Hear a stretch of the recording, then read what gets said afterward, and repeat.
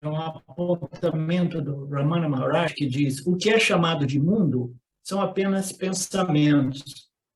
Quando o mundo desaparece, isto é, quando não existe pensamento a respeito do mundo, a mente experimenta a felicidade. Quando o mundo surge de volta, ela experimenta o sofrimento, né?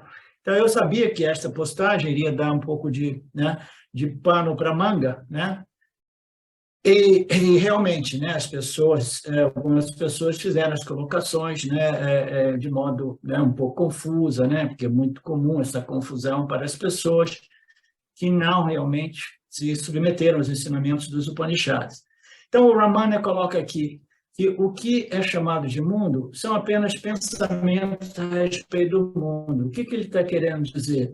Ele está querendo dizer que o pensamento e o mundo, os objetos do mundo e os pensamentos a respeito dos objetos são o mesmo fenômeno, né? O mundo ocorre fora e de fora aparece dentro como um pensamento a respeito, né, da árvore, né? Ele aparece fora e aparece um pensamento na minha mente. Ou quando eu não estou com os olhos abertos, a árvore que existe como pensamento, né, como vasana, né, como memória sutil, ela aparece na minha mente, né? Então, fundamentalmente, o mundo existe fora e o pensamento a respeito do mundo não é separado, diferente do mundo, muito embora ele não sempre seja preciso, uma precisa leitura a respeito desta projeção de Maheshwara, né, o Pratibhasika Satya, o Vyavaharika Satya, né, de maneira diferente, porque cada um tem desejos e uns vasanas diferentes. Então, a gente vai entender de uma bananeira, porque eu odeio banana e eu adoro manga, né? E vice-versa, né? Então, a mente humana não sempre vai interpretar aquilo por aquilo que é, porque, fundamentalmente, aquilo que tudo é são os 5 elementos, né? É simplesmente matéria e energia. A gente sobrepõe valor a esta realidade física material. Então, o que é chamado de mundo, ele é traduzido, ele se reflete como pensamentos a respeito do mundo.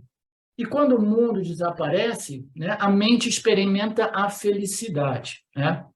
Aí o Ramana continua dizendo: e quando o mundo surge de volta, a mente experimenta o sofrimento. Então, isso aqui, esse apontamento do Ramana Maharaj, como tantos outros apontamentos que não são devidamente elaborados, como nós sabemos, o Ramana era um indivíduo de pouquíssimas palavras, né? Ele não elaborava, muito embora ele tivesse muito conhecimento a respeito dos Upanishads, mas ele, no início, fundamentalmente, ele era um yogi, era um samadhi yogi, né? O percurso dele foi através do samadhi, né? E ali ele teve todos os insights, né? E as realizações que mais tarde o conduziram às escrituras védicas e vedânticas. Isso ocorreu bem mais tarde, depois de 20 anos de Samadhi Yoga. Então, ele sabe melhor de qualquer um de nós que a ausência do mundo produz um Anandamaya Kosha maravilhoso, que é o Anandamaya Kosha do Nirvikalpa Samadhi. Você está naquela condição, né, no qual o agente experienciador desapareceu, o mundo desapareceu, e é uma felicidade, né, parecida com o sono profundo, assim dizem, né, os especialistas, os expertos, aqueles que têm muita experiência com o Nirvikalpa Samadhi, mas ainda assim é uma felicidade que só é realmente desfrutada quando você sai do Nirvikalpa Samadhi. E quando você sai, ocorrem 2 coisas. Um é a lembrança de um estado extremamente agradável, de bem-aventurança, né? Então, você, em retrospectiva, você lembra daquele estado e ali, no momento da retrospecção, você se sente muito bem, porque quando você sai do Nirvikalpa Samadhi, a sua mente é condicionada pela não dualidade e, por um período de tempo, a sua mente permanece não perturbada, não disturbada, né? Aí, no momento que as perturbações começam a voltar, o indivíduo quer voltar para o Nirvikalpa Samadhi, né? Porque ali não existe objetos, não existe dualidade, não existe defeitos e não existe distúrbio, perturbação. Por quê? Porque os gostos e desgostos não estão em operação, né? Eles não estão ativos, eles estão adormecidos. As vasanas existem potencialmente em sua condição semente, mas elas não se manifestam. Os gostos e desgostos é que vão causar um pouco de perturbação ou muita perturbação, né? Dependendo do grau, né? Da força, né? Da intensidade desses gostos e desgostos, né? Então, a colocação do Ramana nos dá a impressão de que quando o mundo retorna, porque o indivíduo saiu do Nirvikalpa Samadhi, o mundo retorna, quando retorna ao mundo, surge, a pessoa experimenta o sofrimento. Então, não faz nenhum sentido interpretar deste modo, do ponto de vista meramente experiencial. Por quê? A lógica mais simples aqui é porque Ramana Maharaji, né, ele vivia, né, a partir daquela idade ali, em torno de 35, 40, ele já não vivia em Nirvikalpa Samadhi, ele vivia mais em Sahaja Samadhi, e muitas vezes ele vivia interagindo com as pessoas, né, interagindo com a sua montanha, com a vaquinha dele, né, a Lakshmi, etc.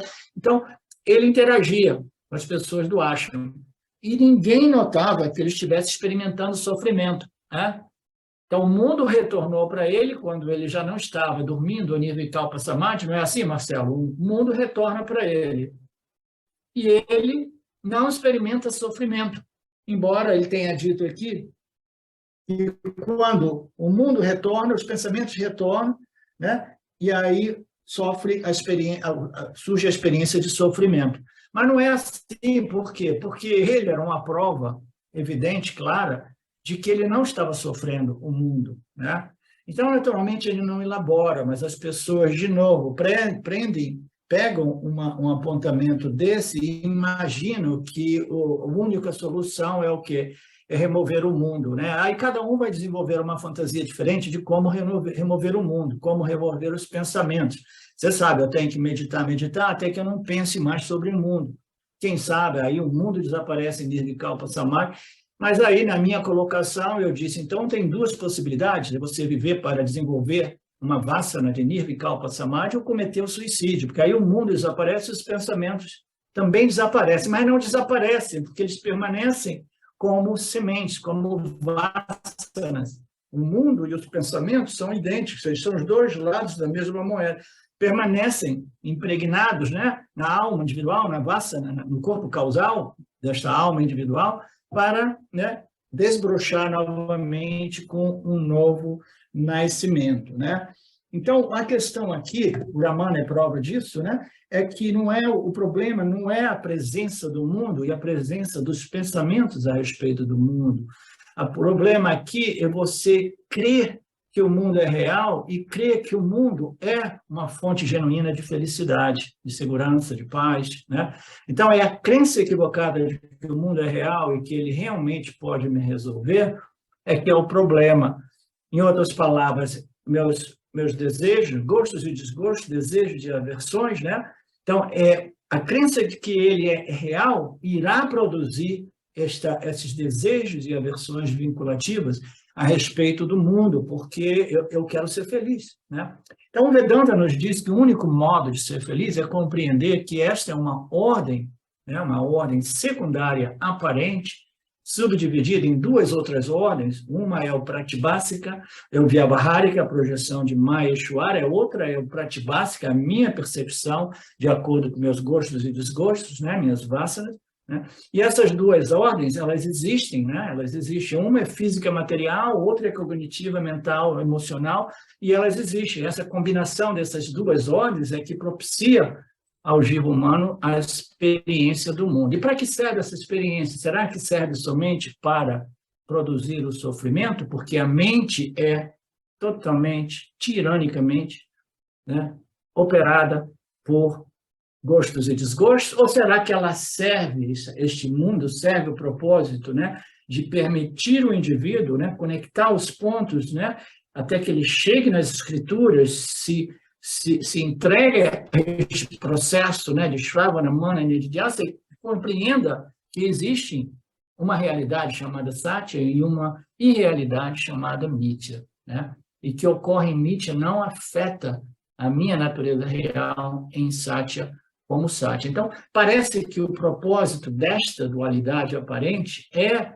propiciar A alma individual, que fundamentalmente é livre e independente da sua experiência, mas devido à ignorância cósmica, ela sofre a sua experiência, permitia a ela a transferência de identidade para a sua identidade primária, real, absoluta, de modo que ela possa permanecer em mídia no mundo até que o seu karma se esgote, sem sofrer o mundo, compreendendo que isso é simplesmente tal qual uma miragem, nada disso me afeta fundamentalmente, porque eu sou Satchitananda. E esta era a condição de Ramana Maharshi. Ramana Maharshi não deu nenhum sinal de sofrimento psicológico em toda a sua vida após ele ter abandonado a prática do Samadhi Yoga, ok? Então, o problema não é o mundo, o problema não é controlar a mente até esvaziar os pensamentos, desaparecer do mundo, entendeu? O problema é a crença de que o mundo seja real e de que ele possa realmente, genuinamente, né, ser uma fonte, né, de felicidade, porque é isso que todos nós buscamos, né? A paz, a felicidade, o contentamento. Dizer uma coisinha a mais a respeito do que nós estamos falando, né? O Yani e o Yogi, né?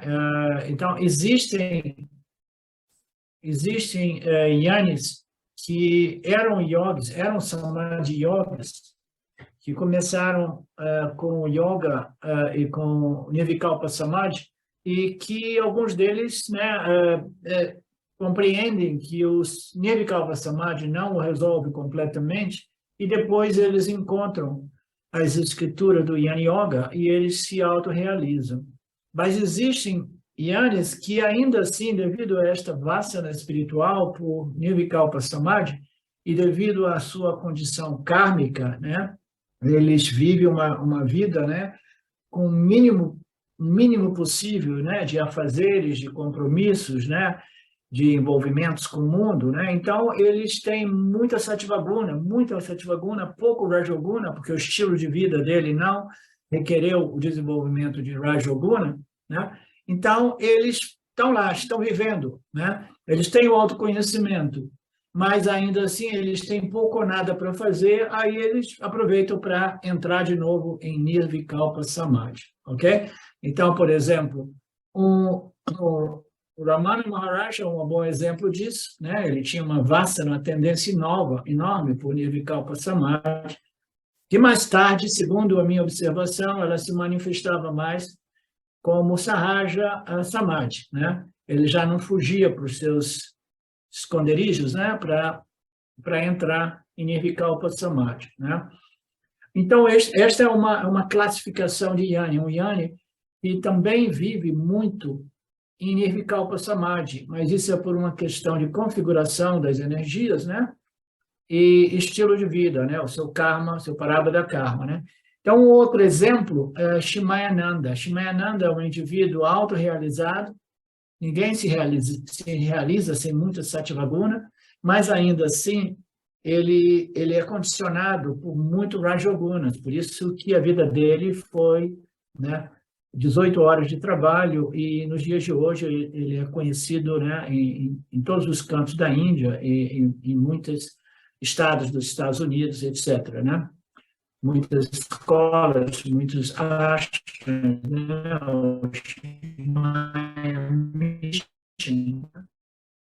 Hospitais, etc, etc. Então, ele era uma pessoa rajoguna. Você pensa que ele encontrava tempo, interesse por Nirvikalpa Samadhi? Não era na natureza dele.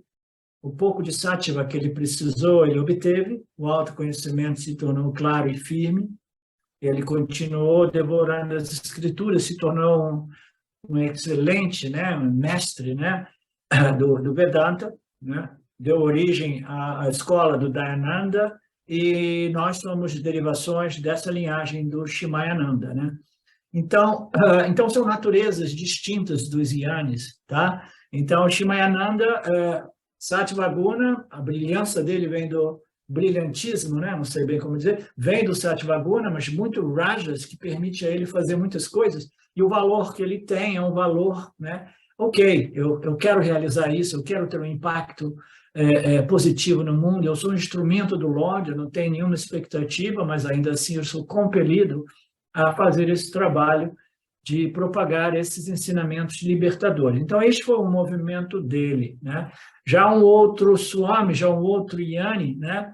Ele simplesmente diz, não, esse mundo aqui não me interessa, né? Não é que eu dependa do Samadhi Yoga, não é que eu necessite do Samadhi Yoga, mas a minha configuração é uma configuração aparentemente preguiçosa, ela é simplesmente muito satívica, né? E então, eu prefiro ficar aqui na minha passividade, mergulhando na bem-aventurança do ser, né?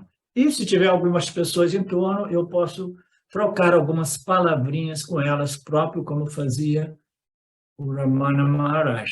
Mensagenzinhas telegráficas como aquela da mensagem publicada pela Rutinha, né?